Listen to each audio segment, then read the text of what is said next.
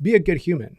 Be a good human, be a good American. That's all that should be blasted out to the media. And I guarantee if we started doing that, then people would kind of put that aside, and because they're using that to divide America and not only your race, but also how much money you make. It doesn't matter. Just be a good American, be a good human, and let's press from there. Hey, y'all. This is Patrick Brennan.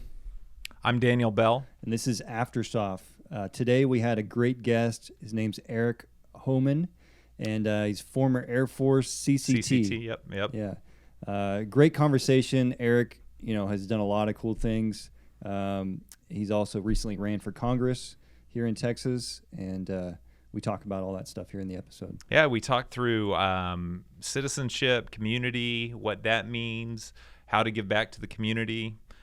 He started a foundation for CCT. First There Foundation, and Eric is a really great guest, guys. I totally f***ed that up. That's what we want. Thanks for being part of the show, Eric. Can you tell us a little bit about your military service? I know you were Air Force, CCT, Special Operations. What does that all mean? Yeah, I started off I joined the Air Force when I was 20.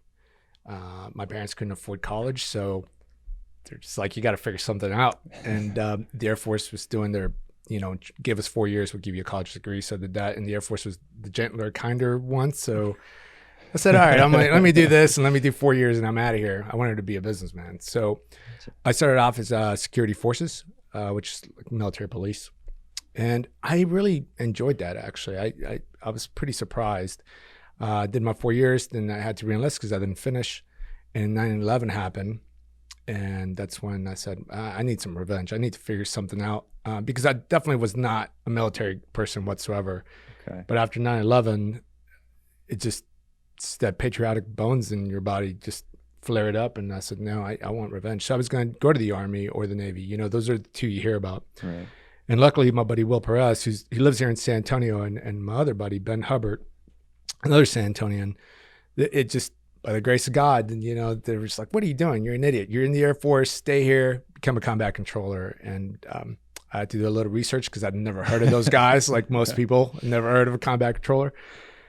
And I'll tell you the story. So my buddy Ben, he's this barrel-chested, good-looking dude, big old jaw, and Will's, kind of same thing, very lean compared to Ben. And he's telling me the whole story, and Ben goes, man, you get to work with the Navy, the Army, jump out of airplanes, drop bombs. He's like, you do everything. And at the end of the day, those guys go to a crappy place to sleep, and we go to like the 5-star every party. And he takes out his Scarlet Beret. He's like, you see this thing? And I'm like, yeah. He's almost like hitting me in the forehead with it. He's like, you get tons of with this thing. I was like, I want to do that. You probably have to edit that part, but you can change girls. You can say like, hey, you can get a ton of girls with that thing. Yeah. I was like, yeah, I'm sold. I'm doing that. So it's a 2-year program. Got out, but. That's how I started my career as a combat controller. But my first 7 years was a cop, and then I cross-trained in combat control. Did my last 7.5, and so did 15. Awesome. But as far as community, what your question was, it's just at first I didn't want to serve. I guess I was pretty selfish. Yeah. But as it grew, and then now that I'm older, I mean that's what it's all about, right? Something bigger than yourself. And I think as guys mature, men mature. The good ones, they start to realize, how can I give back? So when you guys called me, I'm like, yeah, we can bring awareness and get more guys to come out of the woodwork. Because I think a lot of operators and soft people, once they serve, they're just kind of like, leave me alone. I just want to kind of disappear. Right. But we need to bring them out to, because they're a big part of this community, and they help tremendously. And if we don't use the resources and the backgrounds they have, then we're stuck with kind of what we... Yeah, soft veterans have a lot to offer, yeah, right? Absolutely. But most of us just want to go rent a cabin in the mountains and, Some do. I still like living in those nice hotels. I'm not me, man. But that's cool. I mean, Daniel as well. Daniel joined prior to 9/11. And 97, I mean, that's got to be... I'm just trying to put myself in that position of being in the military. You're probably the purpose of, getting education. So you can, you're not a career guy. You're like there for a purpose. And then, this thing happens, 9/11 happens and something changed in you, right? I mean, absolutely. I mean, that was the worst thing we've experienced in our history since like Pearl Harbor, right? It's just like they came to our house and just killed innocent people. Like I still don't believe how people are just like, 9/11. Right. It's still virus. And if you ever get a chance to go to the museum in New York, it's still, for me, it tears me up and it makes you angry at the same time, where you just want to come outside of that museum and be like, all right, who's ready? Right. Let's go get some. You know, it's a terrible time in our history, and for us to forget it. And same thing with, you know, we just had D-Day and people are just like, I mean, that was truly the greatest generation of our lifetime. You had 18, 20-year-old kids going over for the first time ever to go slay, you know, 1,000 miles away. Right. And they were all about it. They were super patriotic. Now you got kids that hate America and just, you know, they need safe spaces. You can't say certain words because it hurts their feelings. And you just look back, at least me, maybe I am getting older. And I'm just like, what happened? You're that grumpy old man. Yeah. I'm like, well, I don't have any kids. So it's good. Because if I had daughters, I'm like, you're not dating any of these dudes. I'm sending them over to like New Zealand where the Vikings are at. Like, date one of those guys. Like, populate the earth with some real men, you know? But, I mean, so when you were growing up, was there a sense of public service? It was just, what was that like?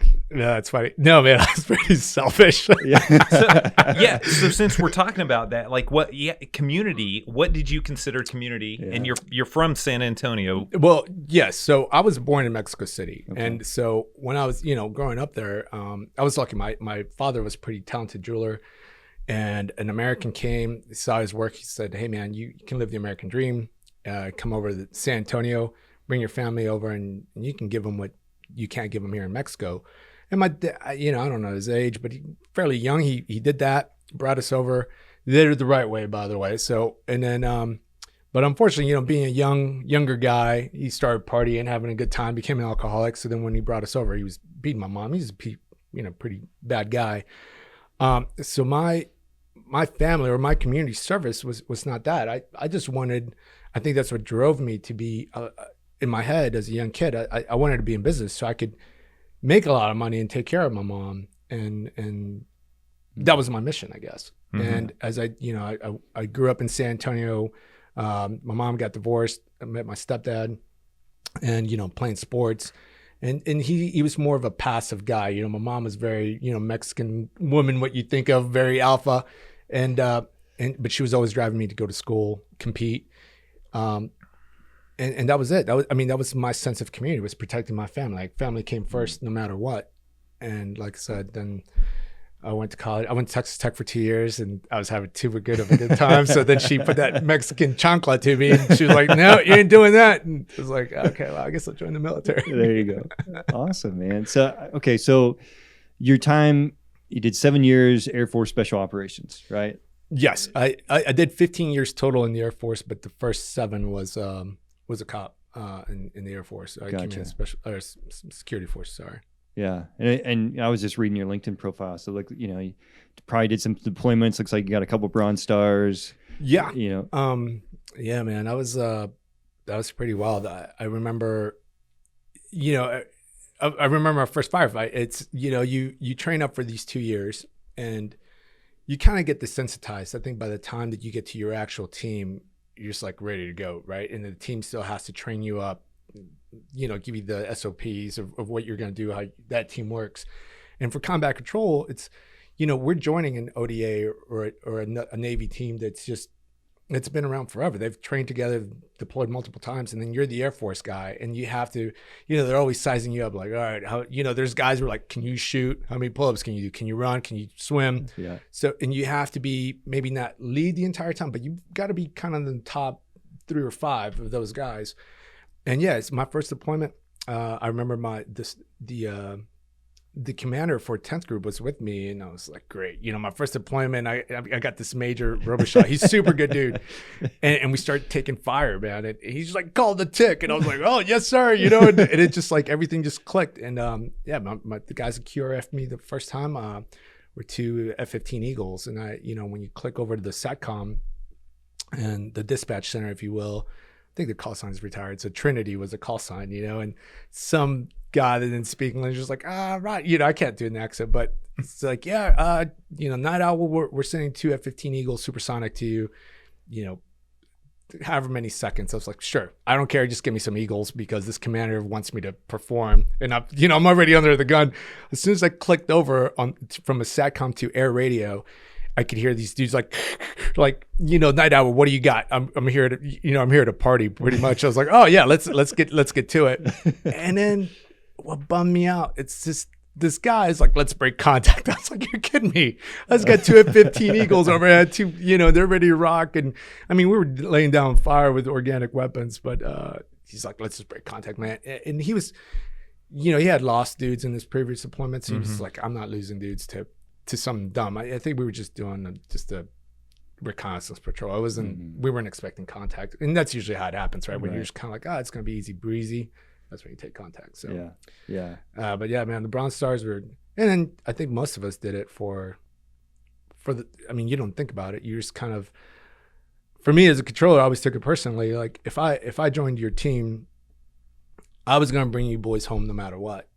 And maybe this probably sounds terrible, but if we're in a bad fight and I can't get a hold of the team leader to give me that clearance or to give me his ops initials to drop, I wouldn't have cared. It was like, well, I'm laying waste to the entire village because I don't want those American moms and wives and children to cry over a dude where I could probably save. There's people that could care less about us, and that's the honest truth.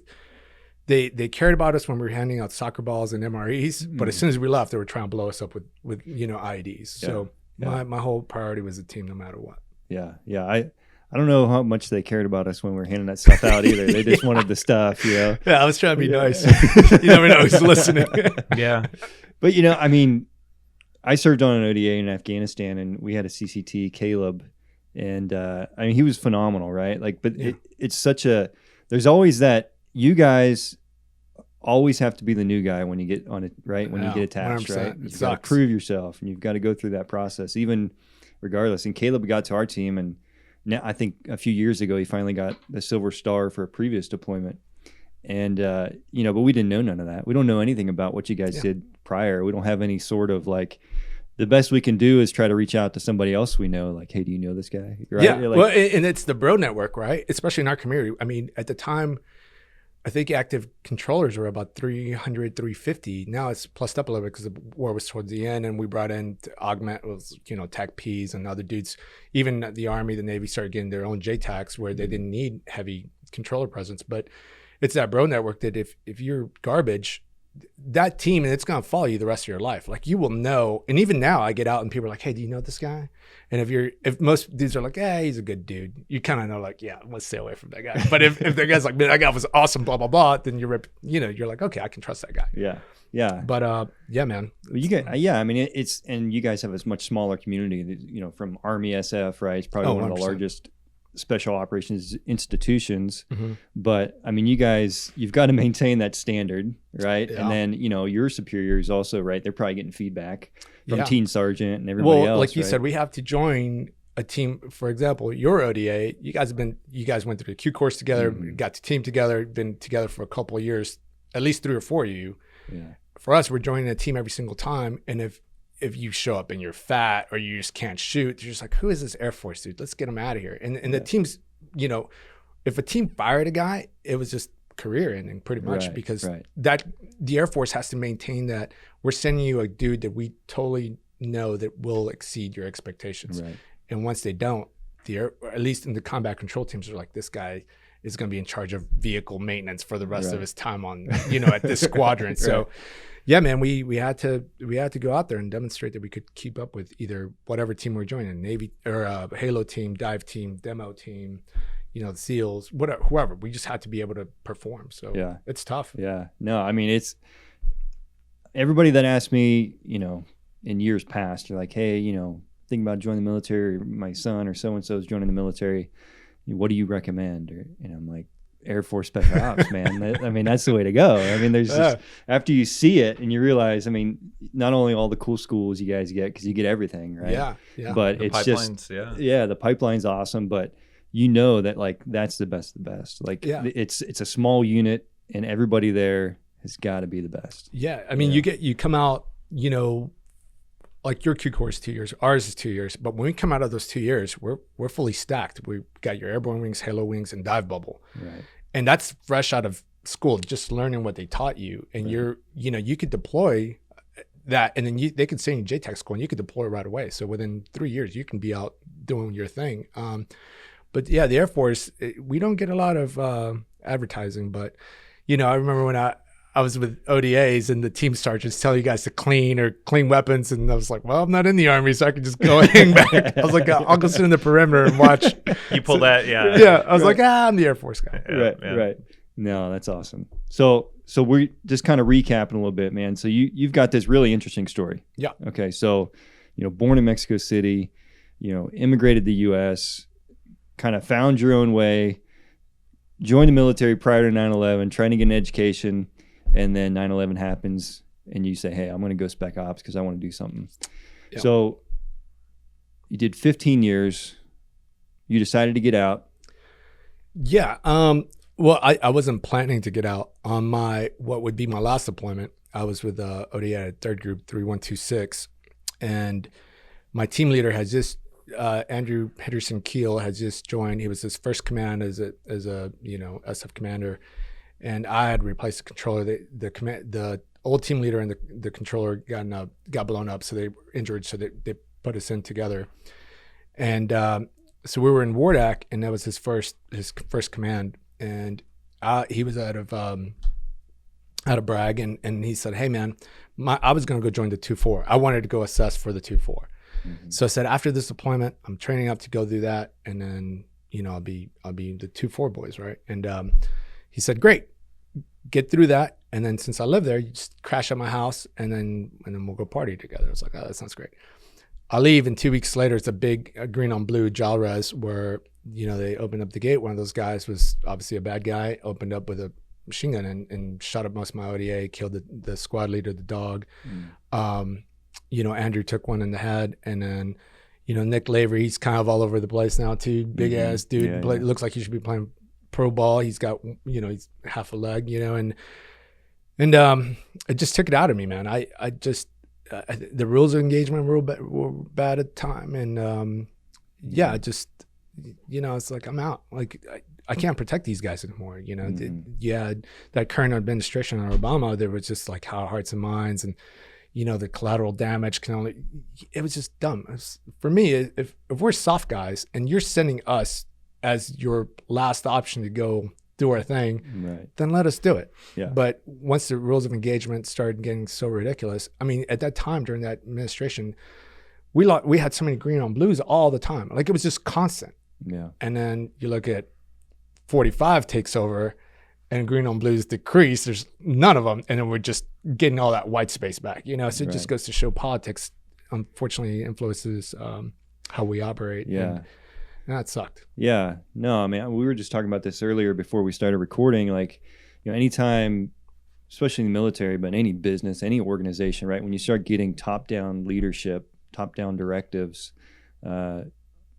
it's not going to be as effective, right? You're going to have deficiencies, 100%. And unfortunately, when it comes to war, that's people's lives, right? So, the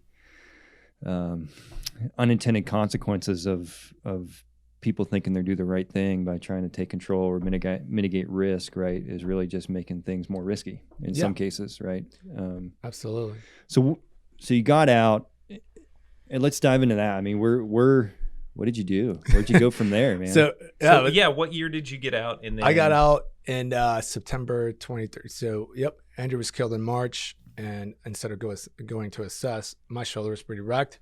So I had reconstructive shoulder surgery, and I went up to my commander's office and I said, I'm out. And so September 2013, I left. And again, by that time I had a bachelor's degree in business. Mm-hmm. So I said, I'm gonna conquer the world. I'm a combat controller. I got a business degree. I just got out of Afghanistan, go a couple Bronze Stars, stuff like that. Mm-hmm. Come back to San Antonio, and it was just crickets, man. It was a very humbling and tough pill to swallow when people are just like, oh, thanks for your service. I have no clue what a combat controller is. See ya, I won't name the organization, the big insurance company that is here in San Antonio. But I went up to them. I was like, hey, man, this is who I am. And they're like, oh, yeah, we totally hire veterans. Because you always see this commercial, right? We hire veterans. Yeah. So I'm like, okay. So I go up there and they're like, we'll start you off as a bank teller.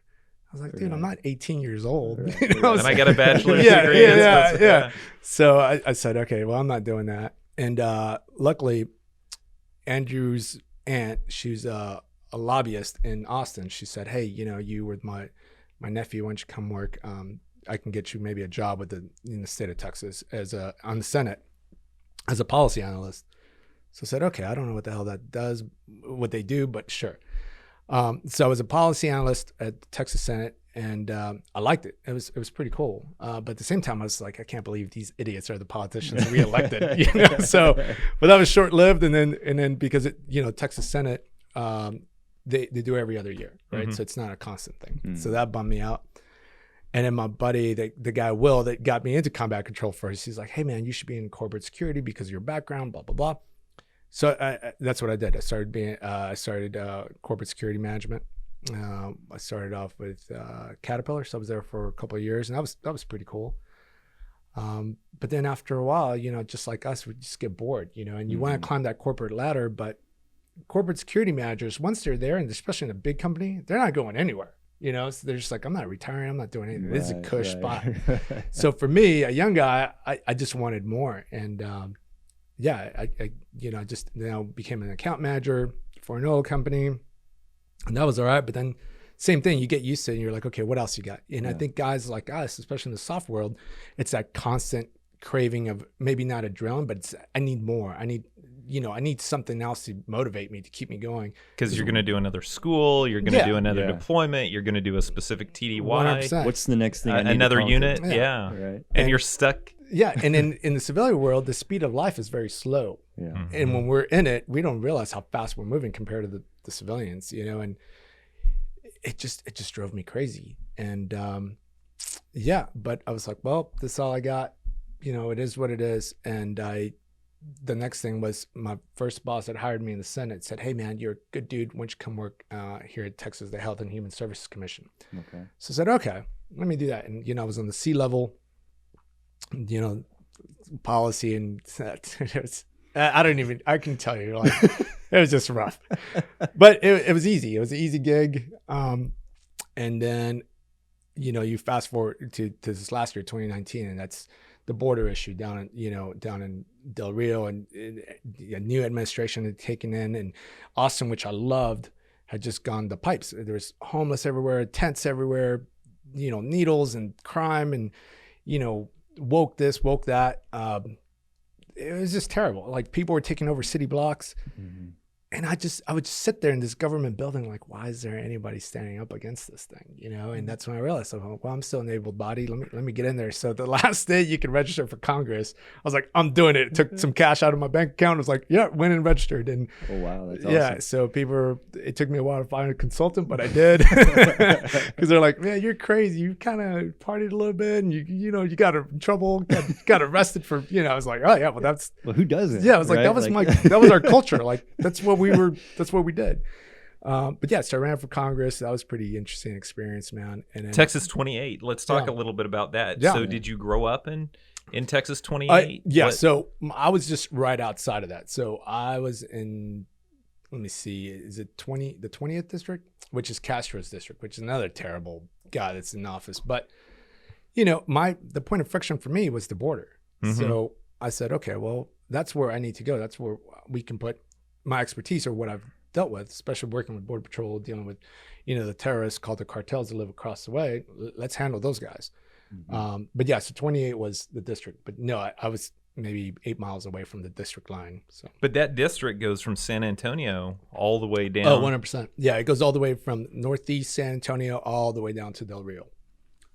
Laredo, Texas. Yeah, so that gets you right down there. And but that's a big area to cover. So you weren't in politics before this, and then you get into trying to run for public service. And tell us a little bit about that, and kind of, from your military experience, the values and everything that says, okay, I can go conquer this. This is important. Yeah, so it was it just opened my eyes to the amount of money you need for one. Two, since I was pretty much a one-man shop, besides the guy that was helping me with, doing my webpage and ad, it was tough, man. So I treated it like a deployment. I got a truck and I would just drive down there. I would drive all over my district and knock on doors. So I would do that every day. You know, you'd have some functions you got to attend to get your name out there, but it was super rough. It was, you definitely need a team. And I don't know if I'm going to do it again, but it was definitely harder than being, you know, an ODA in the middle of nowhere. Cause at least you got 12 dudes, 13 dudes with you. And here it's just, and then, you know, there was 6 other candidates for that same district. So then you're taking just a sliver of that pie. So it's not just you against the incumbent, you know? Right. But no, that whole Congress run was very tough and it was sad to see also the way the game is played. It's just not what I think normal people think it is. Mm-hmm. Yeah. No, I can't. I'm sure there's a lot of things that they don't talk about on the news. You know, that, you know, but that's, I mean, the fact that the cool thing, right? Like is you were able to just do it, right? Like it doesn't, I mean, to go out there, put your name in the hat, go out and campaign, like, you can do that in America. That's pretty cool. Yeah. Yeah. And then the other thing again is back to the combat control thing. When I was shooting that video, people were like, do you want to put just spec ops operator or special force? And I was like, no, I'm a combat controller, put the damn lightning bolt on there and put combat controller on there. So then when I would meet people, they were just like, what is that? The Air Force has ground guys? I was like, oh, Jesus. So I had that against me. And yeah, that's our mentality. I think it's just, when you're just like, this is my goal, this is what I'm going to do, then you just kind of, everything else falls to the wayside. And that's your purpose, right? You're going to accomplish that no matter what. And same thing with, you know, the teams, this is our objective and we're going to get there. And whether we're going to do it, you're going to slice that pie however you want, but you're going to get there and you're going to do it no matter what. And that's what I did for those 3 months of campaigning or whatever. That's all I did. I absolutely did that. Something with that every single day. Yeah. We'll make sure and link to that video because it's important because it tells a little bit about your story and why you're running. I mean, it's definitely political, but it shows, hey, this is where I come from. This is what I did. This is what opened my eyes to saying that this is important to be involved in my community in this way. Absolutely. Yeah. I've come a long way from being pretty selfish to like wanting to serve, man. But you know, I don't know. I love memes, dude. Whoever creates memes, just like that dude should be up there somewhere in government because they tell the truth, right? And it's that cycle. I don't know if you've seen, it's like, hard times bring tough men, which 9/11 brought a lot of tough dudes. And then those tough men brought good times brought weak men. And now that's kind of where we're at. Those weak men have brought hard times. I mean, you look at the economy. I mean, you just look at, not to get into politics, but again, just go outside and go fill up your car and see how much that costs you. And it's because the weak men have put us there. Yeah, you realize how policy influences our lives in ways that we don't necessarily like, and it doesn't reflect our values. It's almost, you know, how do you break that cycle, right? Is that cycle just a natural part of the world, right? Or is it, you know, obviously policy has an impact on that, but you know, there's no, you know, even if you look back to ancient Greece or Sparta, or like none of those things last forever, right? Like there's still a cycle of, there's that quote, I don't know who it was, but it's always talking about the Saudi Arabian, or right, like my grandparents rode camels on this land, and my kids drive or Mercedes, right? Camels on the horizon. And my grandkids will ride camels, right? Because it's a cycle. And you look at those old empires, and they were brought down not so much because of the wars that were fighting outside of them, but especially the superior ones like the Roman Empire. You know, all those guys were out fighting, and when they came back, they just wanted to be farmers. They just wanted to be left alone. So all these scholars, per se, were like, oh, we're going to do it our way. And Rome fell. Rome completely just went to hell. Same thing with France, you know, Napoleon and those guys. It's sad. I hope that the U.S. is a very young country. And, you know, you start getting rid of our history and we don't want to talk about certain things, then these young kids that are growing up, they don't realize our history because, you know, they're not going to go back and dig into a history book and be like, oh, so this is what happened. If they're not seeing it on YouTube or TikTok, whatever, they're just going to think that America is a terrible thing. Like some of these media outlets make America look. Right. So it's our job. I think that we got to have good men to get back into the fight and say, hey, it's probably the great. I've traveled quite a bit, and it's by far the greatest country that I've ever visited or lived in, by far. And I'm not just saying that because I'm an American because I live here, but the way we express ourselves, the freedoms we have, the conveniences we have, it's like no other. Yeah. Mm-hmm. Like no other. Yeah. And it's unfortunate these younger generations, they don't see it. I think, it's a shame. And parents too, I think parents need to put their foot in their asses and be like, look, if you don't do it this way, you're gonna be riding horses. Yeah. Maybe not camels, but horses. Yeah. I mean, you look at it, right? And I'll bring my wife into this a little bit. We talk about this sometimes, right? Because there's all those news articles and headlines that come out, and they compare some sort of American policy versus what they're doing in Norway, or what's New Zealand's policy on this. And it's like, first, let's look at the population size. 100%. Let's look at the land mass, right? And then you're right, because you look at America, and it's different regions have different cultures within our own country, right? And there's going to require different policies to manage those different cultures. So it's a lot more complex than these cool headlines, but that's the world we live in. Is everything is a snippet of what gets your attention. It's going to be something that is.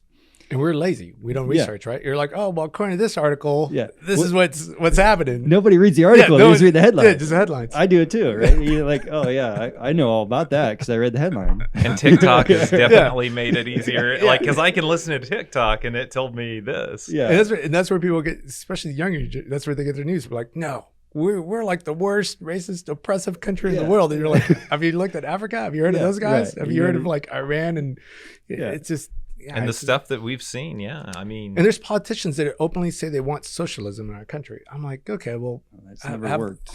Yeah, exactly. Like, go back to the start of time and see how that worked out for those people. So. But, I mean, the thing I always come back to is like the American democracy is built on a diverse base of opinions, right? Sure. Like that's what makes it work is 100%. That people, there's majority, there's minority, there's differences in opinions and needs and wants.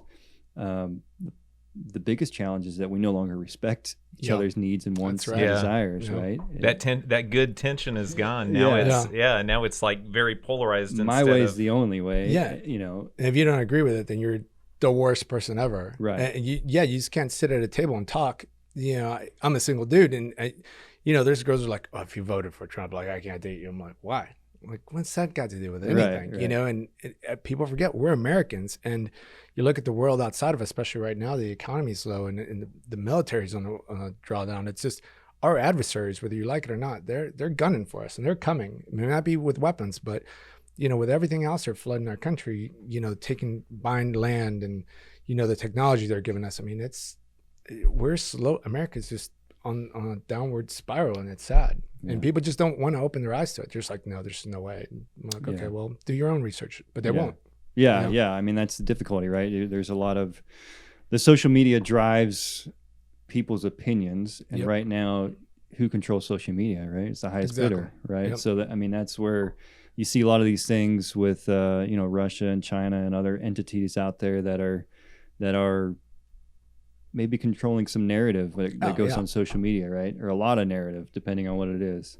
Absolutely.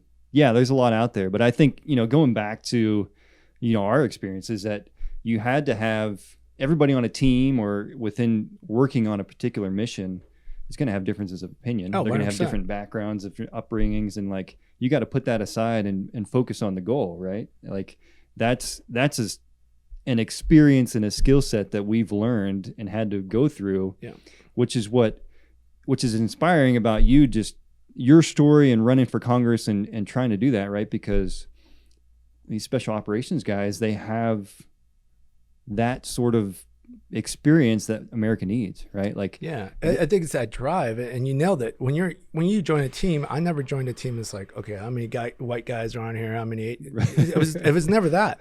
It's just like, hey, what's up? And maybe we'll make fun of each other, but it's that love for each other, because we had that bigger goal, is to go destroy our enemy. And I've never been one to, when I look at someone, I'm like, oh, this guy's skin color is that. And America's gotten to that point where it's just like, who gives a shit? Like, be a good human.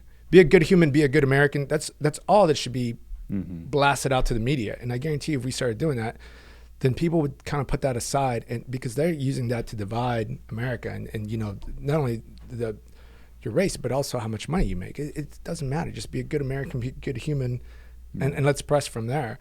But that's the way you divide and you destroy a country, you know. And it's like I said, it's sad that people take that hook and that's all they want to see. They got blinders on. They don't want to see anything else. Yeah. Well, I want to talk about a little bit. We kind of ran over it a little bit, but Sure. I think it leads into kind of the last phase of our conversation. But you know, you got out of the military, and it's kind of like you tried a couple different things, right? Yeah. I think Daniel and I both have very similar experiences, and we were talking. A friend of ours came into town last week, and we were just having some conversation. And he had transitioned or retired recently, and he's on his second job. Yeah, he's on his second. He's on his second job, and we were just talking about like, okay, it probably takes like 4 different jobs or positions before you really kind of dial in like what you want, right? Because you come out, you're still kind of gung ho, and then you kind of, you know, you're trying to figure it out. So it's just interesting to see that sort of experience, because I have mine, and I've jumped around different jobs, different places. Yeah. And I wonder, you know, there's probably a lot of other SOF veterans that are coming out having that same experiences. And are you doing any like mentoring or? Yeah. So my transition was very tough. And I think we don't realize that when we're in the military, we have this purpose. And when you come out, once that purpose is taken away, especially guys that isolate themselves, then those demons of war and everything else starts to sink in, you know. And yeah, it's not like in the military where you're like, hey, if you want to make rank, you do this. If you want to get to Halo school, you do this. There's a roadmap to everything. And it's a pretty much straight line. Out here in life, I give it to these civilians. They have it rough. Like, it's by far the hardest thing I've ever had to do. I always say, well, I got to update the obituary because I went from policy analyst to corporate security manager, account manager, you know, management analyst to now, you know, Congress candidate. And now I'm going to get into real estate. So, and then I started a nonprofit. But I think the SOF guys, for most of us, we're always fighting. You know, you're always fighting back. You're like, no, I can't let myself do that, and you're just kind of crawling. And now our life outside of the military, it's just this very windy road. And for the lucky guys that find something right away and they're happy, or they have some continuity because they're married and have kids, then they don't struggle as much. But for the rest of us, the demons of war, and it's mainly, I think it's the loss of purpose. And man, I'm telling you, I lost quite a bit of dudes, and survivor's guilt was very bad. And luckily, you know, I had a good psych doc, and, you know, I had to get in some meds for a little bit. And then, but it's that desire to get healthy, right? It's like, I cannot let this beat me. Like everything we did in the war, you cannot come here you're not under that stress, and you cannot let your own brain beat you, or your own. And so yeah, man, it's so what I'm doing now is, thank God I'm kind of on the other end of it after 9.5 years, but I always just, you know, it's my teammates more than anything that it was just like that right time. Like I said, God would just reach out right when I needed him, you know, and they're just like, hey man, you okay? Like, what do you got going on? And I think now it's brought up to the forefront where people see that mental health, especially for operators and people like that, they're just like, man, that guy's not right. You know, before when you were on the bender, you're like, oh, this is what we do. And now you're just like, oh man, that guy's not right. You know, we got to reach out. So, yeah, with like I said, I started this nonprofit where we're reaching out to combat controllers to help out. A buddy of mine, he was Chris Rush. He trained a bunch of guys. He was a JTAC, SOTAC instructor, great operator. In 6 months, leaves the team and kills himself. So that's when I was like, we got to do something for these dudes. Like, there's no way that this guy did all that, and then 6 months later, he puts a gun to his chest, you know, and. Right. Yeah, so it broke my heart, and so I started First Air Foundation, and it's for combat controllers and their families, and I guess the people that I answer to, it's the bros and their families. As long as we're doing that, and dudes are not feeling lost and forgotten, then we're good. Yeah. And then we do, you know, we link up with guys like you guys, and it's like, hey, just trying to get our mesh where because we all work together, killing that same enemy, and I think the enemy now for us, it's mental health. Yeah. Above all else, because mental health drives people to start doing substances or illegal substances and wanting that adrenaline, you know, and you're just like, man, what happened to that guy? He was such a good dude on the teams, and now he's homeless or he's struggling. Yeah. And it's that the military prepares you to go fight, but once you're gone, they're like, see ya, good luck to you.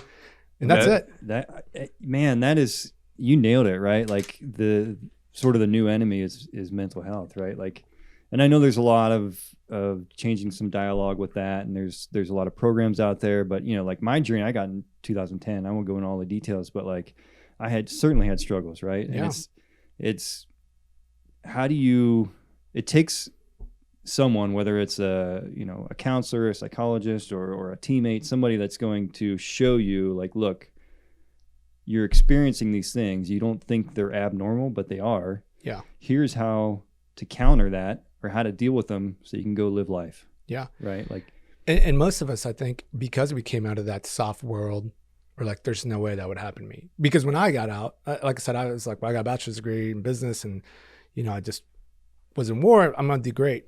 And when you start realizing that weight's not, that the world's just not taking you in like it was in the military, dudes start to struggle, and then they start falling to. I remember when the psych doc was like, "Yeah, you're heavily depressed." I was like, "There's no way that happened to me." I was like, "That happens to like ugly chicks that watch Phil, Dr. Phil." I was like, he did that. He just laughed. He's like, "No, man, that's what you are." He's like, "Your nightmares, your lack of sleep, you're not wanting to do shit. You're looking like a zombie. It's depression." I was like, "What?"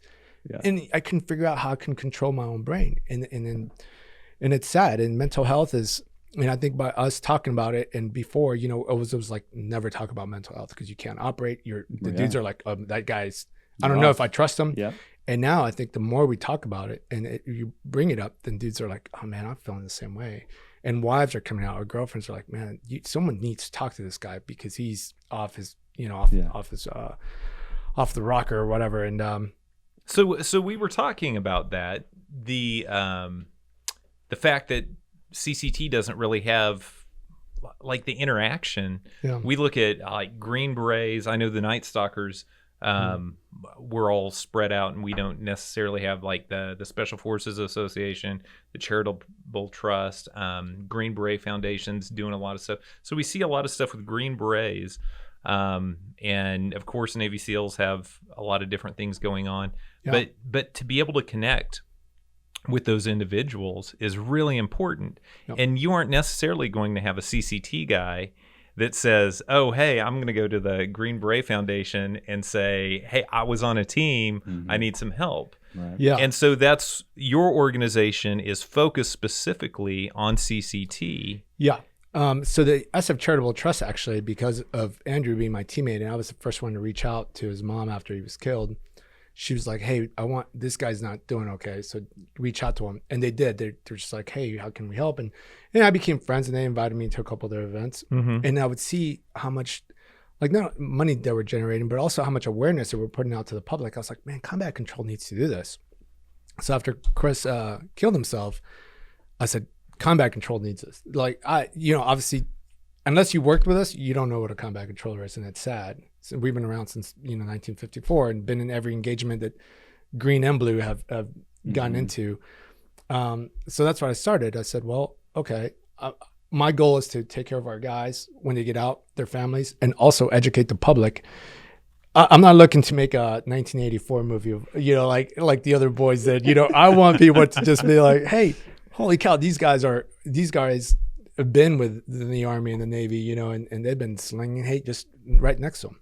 Yeah. And it's sad because a lot of combat controllers, once they leave the teams, they do the typical thing, right? They either become contractors or maybe start a small business, but they never get that full recognition, I guess, and acknowledgement. And when I saw Chris's nephews and nieces at his memorial, I couldn't help but think, it's like, these kids are going to grow up. They're going to go in one day to their jobs and like, oh, my uncle was a combat controller, and people are going to like, I'm like, what is that? And it just crushed me. So I was like, nope, I'm going to get it out there. So that's kind of the purpose of First Air and combat, what I'm doing for. Yeah. And it is specifically for combat control because we're a very small, I think since inception, there's less than 5,000 dudes. Yeah. And I mean, active duty, SEALs and SF guys, you guys are way over that. 6,000, 7,000, plus. Yeah, exactly. So no, I mean, it's Air Force combat controllers are some of the finest operators in the United States they're military integral has. to our community, undoubtedly. Like every mission, Yeah. Well, The other thing I was going to say real quick is that one of the things that, as we're mentioning, is just sort of getting together with other SOF guys, right? Like that was huge for me. And Daniel was a big part of that, just kind of bringing me into the sort of special ops guys here in San Antonio. And wait, the whiskey ones specifically. The whiskey ones and the spec ops and the SFA and even the VFW, right? Like, yeah. You know, it's, I think a lot of special ops guys, at least me, when I got out, like I didn't want to be associated, you know, with the VFW or something, right? Like, it was, I definitely isolated myself. And I think that's sort of, again, that's part of the enemy, right? Like, get together kills. And, you know, that's part of what we're trying to do with this podcast is just interview folks like yourself that have great story and can sort of resonate that with other special ops guys. And, and I think we should get together, right? Like, eventually, even if it's just to make fun of each other once in a while, have a bit, because I mean, because at least that way you know, I think it's, you know, everybody has their egos and stuff, but I think when it comes down to, like we did it once a year, especially in San Antonio, there's so many different branches here where at least you might kind of dig at each other. But if I was going to buy insurance from, you know, that big company over there, I'd rather be like, well, no, I know these guys, and I know these guys are not going to screw me, or they're going to give me a good deal. Then I'm going to go with the soft side, you know, and it just builds our community. And I think there's plenty of people that have tried doing that, but then there's always like, oh, I don't want to be there if those guys are there. It's sad, but no, I think it's great what you guys are doing, man. Trying to build that camaraderie. And, just seeing you and your involvement in the community is what we were looking through, and it's been Army guys, but we live in a very Air Force centric community. Like being an Army family in San Antonio, I kind of feel like we're outmatched. It's probably the only time. Well, I know. But even on you know, Fort Sam, there's so many so many different the Navy and the Air Force both train there. So and Coasties there too. Man. Don't forget about those What's guys. that? What's I'm that? like, the San Antonio River ain't that big, guys. All these Navy and Coasties are here. Space Force is gonna be coming down here too. But you see someone that's putting themselves out there, like you, when you're running for the 28th. And even though you didn't win that primary, we can look at you and we can say, hey, there's someone who's from our community that's trying to help San Antonio out. And they're trying to give back. Yeah, and it's giving back to your, well, for me it was the state, right? Because if we don't, then our country keeps electing these goobers that are kind of running the country now. But then I understand completely of, I want my privacy. I already did my time. I don't want to do that. I don't want to, you know, my mugshot to go up there for the people to see. That was a long time ago. But if we don't have good men or good people, good women also running, then that you keep getting what you have. And that's kind of what I struggle with now. It's just like, man, do I do this again and put my, you know, my somewhat private life back out there, or I don't. But then I kind of got to follow my own advice and be like, well, it takes good men to change this thing. You know? So, well, and it takes experience, right? It takes life experience. You can't be a good leader if you haven't made mistakes. Oh, 100%. Right? Like, 100%. And I think we've got this concept of who we elect as sort of these perfect icons. And they're the worst ones. And they're the people that should not be in charge, right? Like, it's 10 years later, you're like, that guy's been doing what? You want to see people who have, yes, they've made mistakes, but they've learned from it and they've changed, right? I mean, that's, what else can you ask for leadership other than somebody who says, I've been there. Absolutely. Here's how to do it. You know, and that's the important part. But First There Foundation. That's right. What's the website for that? It's so it's, you don't spell out the word first. It's number 1 STTHERE.org. And we just dropped some merchandise on the store, and we're very small, like I said, and that's my main goal is not to get huge like the SEAL Foundation. I mean, those guys, they break in, or the Warrior Project, whatever those guys are. Right. My thing is just, I just want to take our community and take care of that, because that's my goal. I answer to the family, to the bros and their kids, and that's it, like our teammates, and I think that's what I think most of the guys have resonated with. We're like, hey, we needed this, but if I can help other organizations, other team dudes, if they, I'm all about it, man. we're not into constantly putting on, events for donors, which we obviously need donors, but it's about the guys. I mean, you need to take care of our own, because we're going to be a dying breed here in the next couple of decades. Yeah. 10 years from now, we'll all be there'll be no more, and we'll, the definitely war's need over, that right? help. Yeah. They're like that war. We'll have our little hats. With a big old bill. Oh man, I hate those hats. If you wear that hat, I'm sorry, I just hate those hats. I've looked for one that has OIF, OEF, like the classic trucker. I have not been able to find that. Just go to the VA. The VA, they sell those things. They're huge. Say, there's your business opportunity. Yeah. I know, right? Yeah, because that's what I want. So in 10 years from now, I'll buy one. Yeah. But hey, Eric, thanks for being on the show, man. It's been an absolute pleasure. Yeah, likewise. Definitely a pleasure. Thanks for inviting so me, man. Thank you. Yep. And First There Foundation, we'll try to support as much as we can. Yeah, I appreciate that. Thanks, all right. Yep. Hey, thanks. Thanks. Yeah, man.